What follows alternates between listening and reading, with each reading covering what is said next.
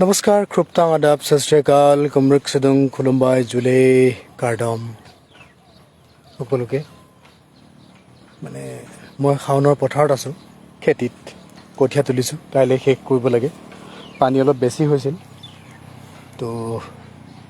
মাটিডৰাতে এনেকুৱা অৱস্থাত আছে মানে ইফালে পানী পাৰ হৈ যায় গতিকে এডোখৰ ৰুব লাগে কাইলৈ কঠীয়া এইখিনি কঠীয়া উঠাই আছোঁ হাতত বোকা দেখিছেনে হাতত বোকা হাতত মাৰিছোঁ আৰু দীঘলবিলাক ভৰিত মাৰিছোঁ এইবোৰ কাটিলেও কি হ'ব আৰু বাৰে বাৰে কাম কৰি আছোঁ যদি একদম মনত মানে ইমান এটা উগুল ঢুগুল লাগি আছে এইটো হৈছে যোৱাকালিৰ যি বৰ্বৰ দিল্লী পুলিচৰ দ্বাৰা আৰু RSS বিজেপিৰ গুণ্ডা বাহিনীৰ দ্বাৰা যি আক্ৰমণ চলিল দিল্লীত শান্তিপূৰ্ণভাৱে এটা প্ৰতিবাদ চলি থকা এটা কাৰ্যসূচীত দেশৰ ছাত্ৰ সমাজ কণ কণ ল'ৰা ছোৱালী আৰু দেশৰ নাগৰিকে কৰা এই শান্তিপূৰ্ণ যি আন্দোলন আছিল সেই আন্দোলনক জংগী কৰিবৰ কাৰণে পুলিচে কিছুমান ভিডিঅ' দেখা পাইছে আপোনালোকেও দেখা পাইছে যে গাড়ীবোৰ তেওঁলোকে নিজে ভাঙিছে ক'ৰবাৰ পৰা ডাম্পাৰত শিল আনি পেলাই গোটাই থৈছে আৰু শিল মাৰিছে ছাত্ৰ আন্দোলনকাৰীক আক্ৰমণ কৰিবৰ কাৰণে গতিকে এইবোৰ নোহোৱা নোপোজা ঘটনা য'ত আমি আগত দেখা নাছিলোঁ এনেকুৱা ধৰণৰ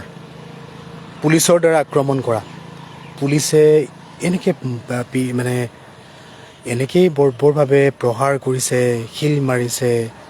গাড়ী নিজেই ভাঙিছে মানে কি হ'ব পৃথিৱীত জীয়াই থকা মুস্কিল হৈ যাব দেখোন কেনেকৈ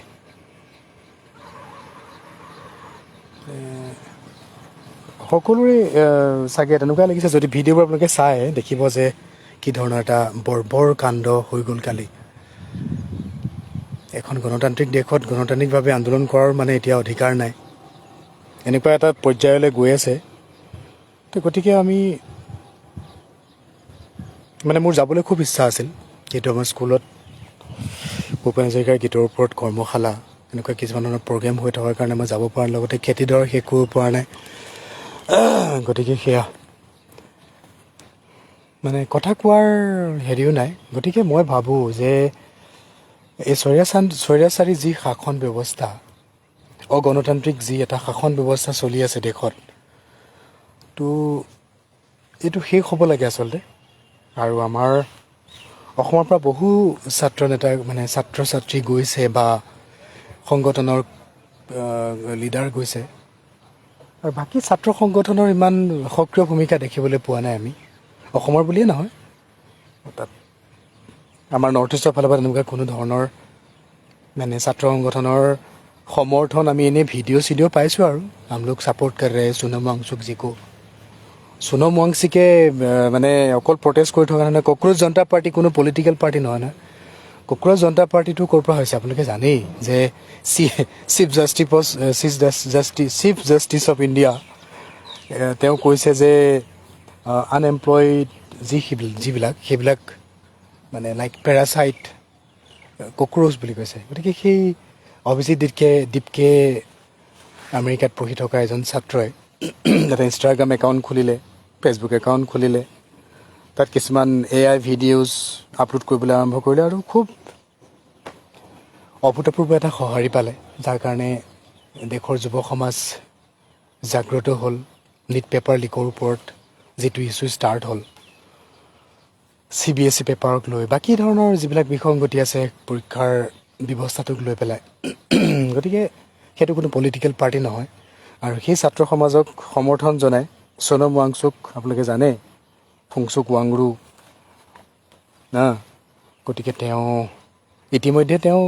লাডাখৰ যি 6 অনুসূচিত অন্তৰ্ভুক্ত কৰিবৰ কাৰণে দাবী কৰিছে ইতিমধ্যে বহুবাৰ তেওঁ অন্নখনত আছে অমৰণ অন্নখন আৰু লগতে ক্লাইমেট চেঞ্জক লৈ পেলাই কাম কৰি আছে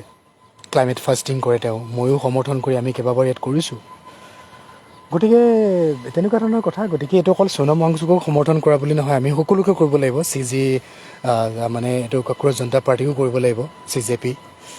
গতিকে আমি সকলোকে সমৰ্থন কৰিব লাগে গতিকে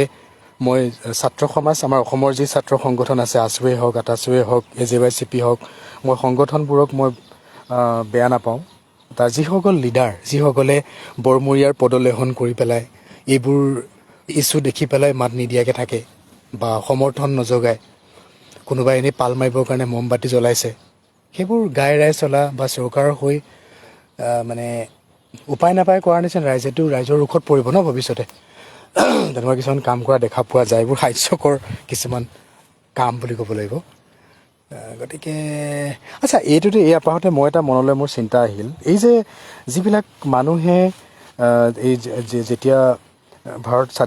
স্বাধীনতাৰ কাৰণে ব্ৰিটিছৰ সৈতে মানে যুঁজি যিবিলাক শ্বহীদ হৈছিল, সেই সমূহতো পদলেখনকাৰী আছিল,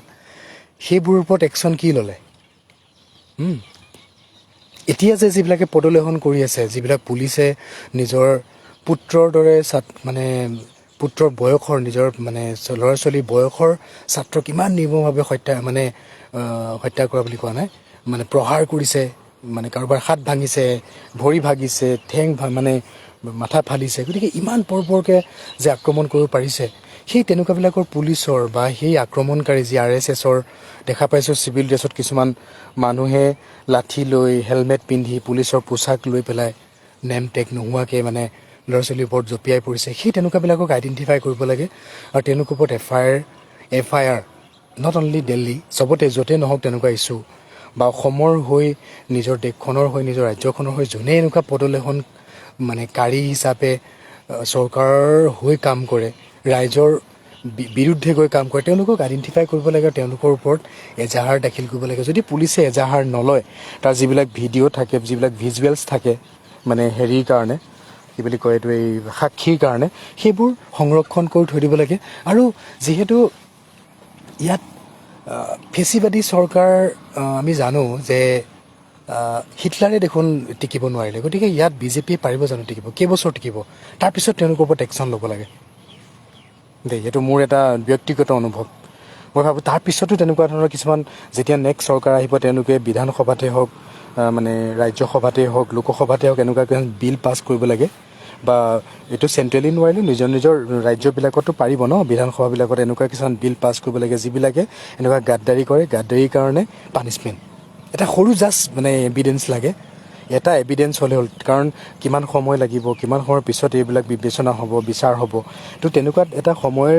পিছত আমি কি কৰিব লাগে, জাষ্ট এটা সৰু এটা এভিডেঞ্চ থাকিল হ'ল। এতিয়া দেখা পাইছোঁ যে পুলিচে নিজেই গাড়ী ভাঙিছে, নিজেই শিল মাৰিছে,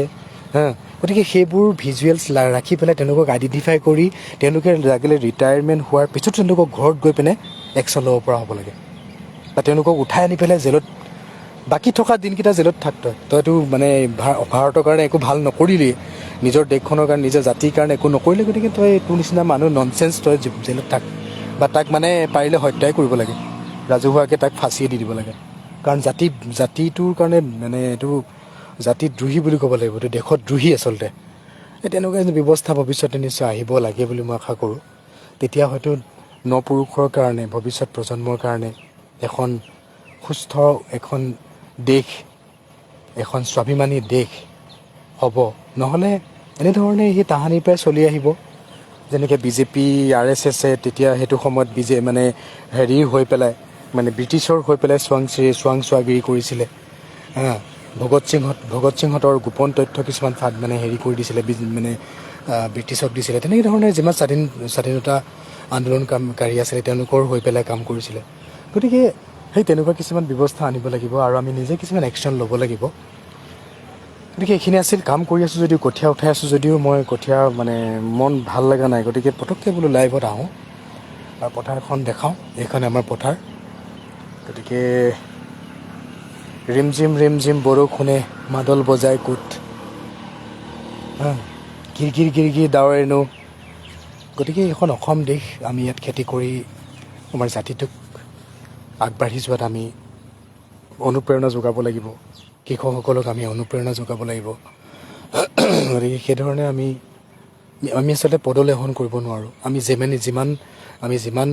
ইনকাম কৰিছোঁ সিমানতে আমি সন্তুষ্ট। আমাক আৰু বহুত বেছি গাড়ী বাংলা একো নালাগে, আমাক জাতিটোও বাচি থাকিব লাগে, আমি সকলোবোৰ ভালকৈ সুখে শান্তিৰে থাকিব লাগে। সেইখিনিয়ে ক'লোঁ। এইখিনি আছিল আজিৰ এই লাইভটো। ধন্যবাদ। জয় অসম।